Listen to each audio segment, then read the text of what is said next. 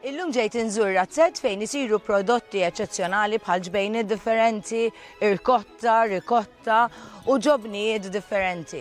Se niltaqgħu wkoll ma' membri ta' koperattiva ġdida, Koperattiva Maltija Naċulmos, u ħanaraw x'inhu lan ta' koperattiva, kif qed tgħin is-settur u kif tgħin lil raħala individwali. U nispera wkoll li ħanduqu ftit ġbejniet u ġobon eċċezzjonali. Ġejt niltaqa' ma' Salvo Spanjol illi apparti milli huwa raħal u li jipproduċi ġbejniet u ġobon huwa wkoll il-President ta' koperattiva ġdida, Koperattiva Maltija tal-Mos u Naċ. Salv, kemm ilha dil-koperattiva l-ġdida u għaliex ħassejtu l-bżonn illi tiffurmaw dil-koperattiva? Il-koperattiva ilha mwaqfa sena issa, ħassejt il-bżonn li nagħmlu dil-koperattiva għal dawn raħala fimni li ma kellhomx bejn sej tagħhom speċi minn jitħaddet għalihom. Ifhem biex inkompli iktar inkabbru s-settur, jien Naċulmos qegħdin xi ħaġa ġa qalbi għal minna l-koperattiva qegħdin nsibu ħafna għajnuniet. Sibna għajnuniet mant il-gvern biex itejna affarijiet biex konna nieħdu sussidji mill-Ewropa. Bħala koperattiva tal-KPH qed insibu għajnuna wkoll bħala koperattiva qed tajnax biex tibda inti tkun koperattiva dik tibda hija ħeġibsa u ħafna benefiċċji li qed nersqu lejhom waqas konna nafu li jeżistu. Ir-raħal biex jidħol fil-koperattiva tagħkom irid ikollu ħafna naċ u ħafna mos? Le, fehmni, kull raħal minn kollu erba' naġiet irid kollu kollox kif suppost mal-biċċerija, mal-veterinari, jista' jidħol awtomatikament fil-koperattiva, ġifieri m'hemmx limit ta' kemm ikollu naġ biex jidħol. U fejn jidħol kif timmarkitjaw il-bejħ tal-prodotti tagħkom? Għax inti semmejt li l-għan tal-koperattiva huwa wkoll illi kollettivament qed tinstemaw. Jiġifieri l-isfidi tagħkom jiġu mismuha jekk hemm għajnuniet tkun iktar ċentralizzata u iktar tasal għand ir-raħal partikolari milli kieku dak li jkun jaħdem waħdu. Imma bħala bejħ u marketing taħdmu flimkien bħala koperattiva jew kull raħal xorta jibqa' awtonomu u jagħmel jipproduċi u jbieħ kif irid. Hemm regoli jew Le, bħala raħala jistgħu jagħmlu marketjaw għalihom aħna ma qed inżommu l-ħadd. Però qed insibu ħafna tal-marketing għaw bħal Malta Food Agency qed tajna ħafna il-kooperattivi Malta li ħajjiftħu sezzjoni għal min għall-affarijiet Maltin, ikel Malti, qed insibu ħafna affarijiet ta' marketing li speċi tkun waħdek ma tistax tagħmilhom, imma meta tkun ġa kooperattiva issib ħafna njur. Hemm raħala li għadhom żgħar, jiġifieri iż-żgħażagħ dawk li għadhom żgħar qed jinteressaw ruhom fis-settur u hemm ukoll raħala li mhumiex ġejjin minn familji li huma fis-settur. Ejja, fil-kooperattiva hemm raħala mhux ġejjin fis-settur. Hemm raħala partikolari li missierhom kien Willu.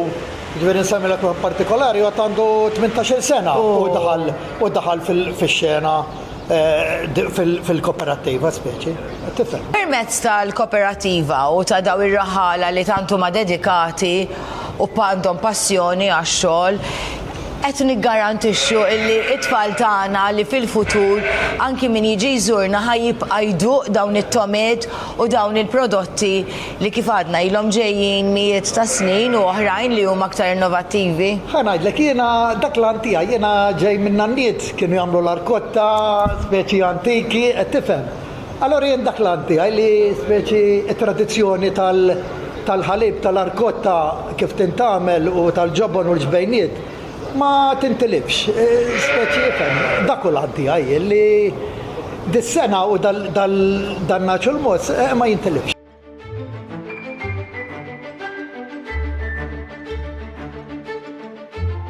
Dan ħalif għadu kemm inħalif dal-għadu, madwar sija ilu, sija u nofsilu. Namlu madwar sija u biex naħalbu sija u nofs biex naħalbu jisuk naġa. s-sekinnat fuq mill-rawa li tellaw stess, għalli nqattaw għal-ġol.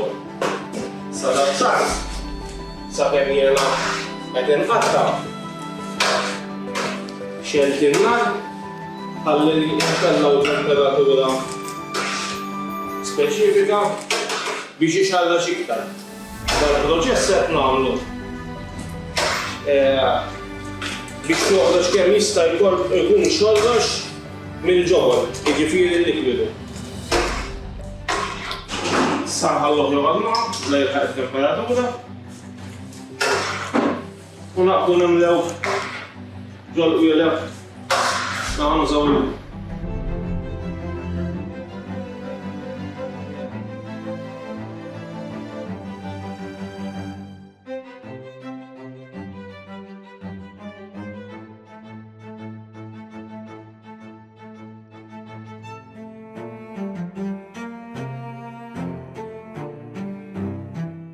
Joseph huwa il-Viċi President ta' din il-kooperativa li qed nitkellmu fuqha, però l-ewwel qabel kollox ġo inti raħal dedikat u produttur ta' prodotti eċċezzjonali. Grazzi Jackie, għalli temnu fil-kooperativa tagħna u fil-prodotti li rraħħala Maltin Wawċi jagħmlu. Dawk il-ġbejn li nafu li huma tradizzjonali minn hemm morna biex nagħmlu r-rikotta u l-irkotta bil-ħalib tan-naċ. Għax huma żewġ affarijiet differenti. Differenti. Mhix kwistjoni ta' kif tajda, tajċ rikotta jew irkotta, it-tnejn huma differenti. Imma xi darba nagħmlu feature ukoll fuq l-irkotta u r-rikotta, ħanħalluhom bi ftit suspans. U tagħmlu r-rikotta salata. Nagħmlu rikotta salata wara r-rikotta. U meta kollna kwantità ta' ħalib iktar milli nużaw għall-ġbejniet, immorru biex nagħmlu l-ġobon.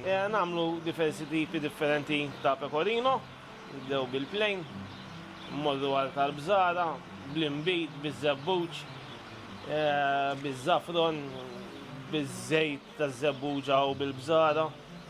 Għandkom dak li joġob ħafna li jimmatura fit-tiben. Jimmatura fit-tiben, nagħmlu ta' kull żmien tas-sena. U t-tiben irrikum minn għalqa partikolari li hija proprjetà tagħna stess, tal-familja. Li hu interessanti ħafna huwa illi qed iżommu tradizzjoni ħajja ta' mijiet ta' snin. Kif tagħmlu r-rikotta, kif tagħmlu l-irkotta, kif tagħmlu l-ġbejniet. Imma fl-istess ħin qed tikkejterjaw għas-suq tal-lum.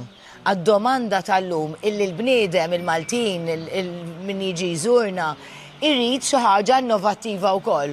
U qed tkunu innovattivi u dak li jagħmel ir-razzett tiegħek bħala oħrajn eċitanti u interessanti għaliex qed toffru affarijiet differenti. Turisti jiġu u meta nkunu nbijaw f'postijiet differenti bħal fieri nazzjonali u hekk jixtru tgħid kemm isaqsu fuq dat tipi ta' ġobon. U meta jiġu l-Maltin jixxu l-ġobon minn għandna minn ġo razzett tagħna stess jibdew għassuhom turisti bħal meta mmorru aħna barra minn xtutna. Ekku.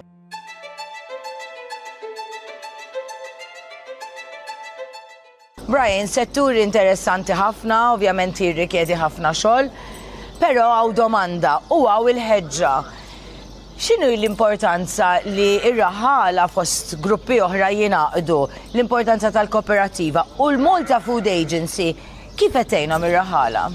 Mela, huwa sabiħ bħal meta tgħid li inti tara din id-dedikazzjoni tremenda min-naħa tar-raħal ta' dan il-post li qed inżuru hawnhekk u kemm hu sabiħ ukoll li mbagħad qegħdin jinħolqu daw il-kooperattivi bħal din il-kooperattiva tan-naċ u l-mos li għadha kemm ġiet imwaqfa produtt fit ta' żmien ilu li qiegħda tgħin ukoll biex tagħti aktar ħeġġa ngħid jien anke f'dan is-settur.